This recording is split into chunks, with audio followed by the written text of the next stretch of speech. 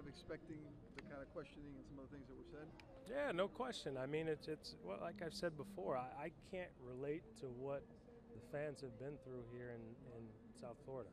Right? All I can do is listen and try to learn as much as possible. I know it's a complicated history, so what we wanted to do is to start having a series of these and listening to the fans. How can we improve their experience and give them an opportunity to hear what our plans are for the future? The fans had a lot of concerns, obviously. How soon will you try to address, as many of them as you can? We're learning, right? Especially when it comes to the fan experience at the stadium. Like I said, I don't know what the fans' experience has been, so all we can do is try to listen as much as we possibly can. But yeah, the fans have concerns. That's what makes them fans. They're passionate and they're diehard. And quite frankly, if they didn't have concerns, that's when I would be worried. But you want fans to be passionate about the team. Derek, with the criticism, it's not something, I mean, you dealt with some criticism, but this is at a different level as an executive. I mean, were you ready for this? Are you surprised by the criticism and maybe the hit a little bit to Well, your I image? think some of the criticism is unfair because everyone's not getting the entire story. So I think a lot of people have run with inaccuracies, and I've always been one to address those at once. I don't address them every single time it comes out. So I think some of it, just know that there's a lot of information that people may not be privy to. But one thing that we've always done, one thing I've always done, is dealt with people with respect and in a first-class way, and that doesn't change overnight. So everything that we've done in this organization in the couple of months since we've had it, we've done it in a professional manner. Speaking of that, you addressed the crowd at the very top. I think you hit on 5 different points. What was the most important point that you wanted to convey to the fans here? Well, I think that's one of them. I think there's been a lot of noise about how we've handled or treated people in this organization, whether it's from front office standpoint or a player standpoint, that's not the truth. So, we will handle everyone here in a professional manner. And look, some decisions that we make are tough decisions, and like I said prior to, some of them may be unpopular, but we will do what we think is best for this organization moving forward, and we'll deal with people and treat people with professionalism. Derek, as you said, this is a complicated fan base. It's a complicated sports market. Mm-hmm. And a lot of us scratch our heads about why baseball hasn't done better here in the last 25 years. In the 2 months that you've been here, what have you learned about this market? Does it make you more or less optimistic that baseball long-term can succeed in Miami? No, well, we feel it can succeed. That's why we bought the team. We know that, listen, this fan base is, obviously, like I said, it's been a complicated history, but most fan bases like to see teams that are on the field that have an opportunity to win, and that's what we need to do. You put a winning product on the field, the history of this organization tells you. They've won 2 championships, and when they've won those years, the fans came out and they supported, and it's our job to get them back out here. Derek, these are knowledgeable baseball fans here, and do you think they listen to you tonight? Are they going to buy this building up from the very bottom? I hope. What's your vibe there? Yeah, I mean, it's like I said, they've had a complicated history. You have to build the organization in order to be sustainable. You can't run around and try to chase a championship because it just doesn't work that way. And what we need to do is we need to build. We need to build it from the bottom up, and we've made steps in that direction. And listen, I would expect people to be upset at some of the moves that we've done, and I said that from our opening press conference, that we were going to make unpopular decisions at times, and I don't expect everyone to agree with the decisions that we make, but just know that we do have a plan moving forward. We will stick to that plan, and it can be painful. You saw it with some of the fans' questions and statements and comments that they're hurt, but I'm confident that we put a good product on the field, they'll come back and support us. Derek, you mentioned that in one of your first few points about the what you got in return being criticized is not enough. The thought out there is that maybe there weren't real top prospects, and number 1 or 2 prospects in the organization, so that it was more about moving money. How do you We gave a gift, right? Well, a gift. Yeah, I hope every gift I give returns $265 million. I think if that happens, then I'll be extremely happy. So money was certainly part of it, right, the equation? No question. It gives us financial flexibility, right? I mean, this is an organization at this moment that, that would handcuff us, right? But, like I said before, early on, it's a decision that wasn't entirely ours. but you know, I think it was a move that benefits both the player and the organization because it gives us some financial flexibility to move forward and build. So it's, you know, that obviously is a large contract. There aren't too many teams that can take it on. That's why there was the number of teams that were interested were limited. But yes, by no stretch of the imagination was it a gift. I'll take that in return every time for a gift that we give. You were deferring over to Michael Hill when you talked about what you guys acquired back in those trades. But as a man that helped build that team that you said wasn't winning, why put him in the role that he's in charge of making those trades?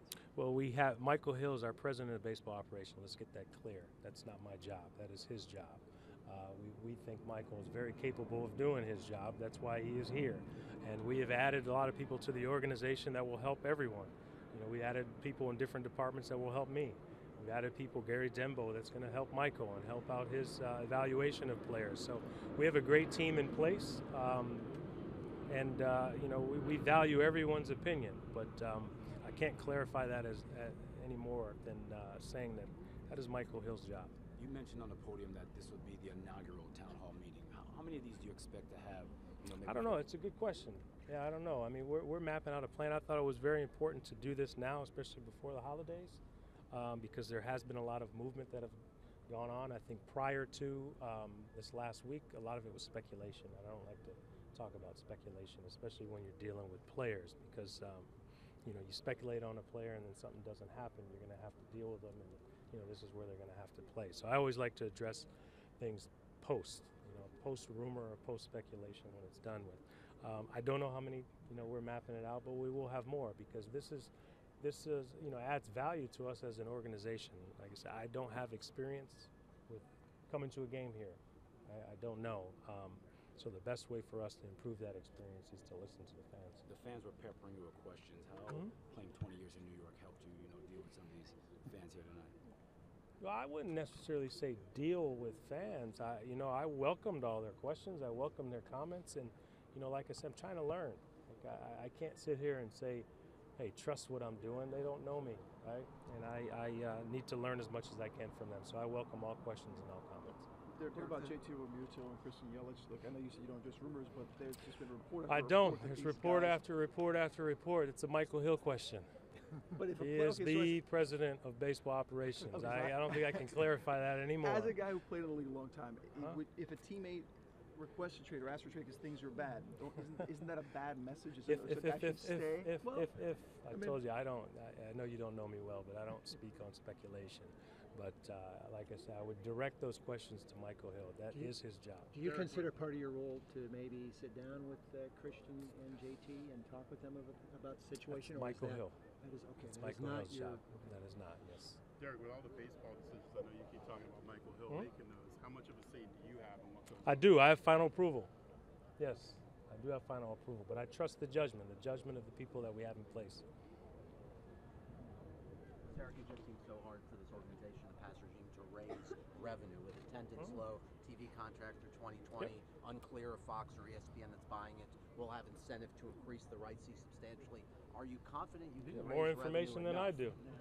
Well, you know, there has to be a competitor probably for any rights holder to give you a huge. I guess that's probably law supply to me. We'll see. But do you have a confidence level that you'll be able to increase revenue a lot, and what gives you that confidence? That's the plan. You know, that is our plan.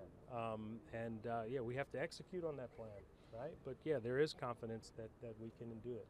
And does the revenue coming in need to increase substantially for you to have a payroll around the average of big league teams, which is around 140 million, would be about the midpoint? Give us some time, Barry. Give us a little time. It's been 2 months. You said something. You said about that you're not tearing down to rebuild, tear down. That's probably a message fans want to hear, but they've heard it before. That's like I said, right? They've heard it before. And your next question: why should they trust me? Well, not why should they trust you. Why is this different? Only time will tell, right? I mean, only time will tell. I can sit here and tell you till I'm blue in the face what our plan is, what we're going to do, how we're not going to be different, but only time will tell. And like I said, I know what our plan is. We're going to stick to it. But I can't convince people to trust us. You know, we have to earn their trust.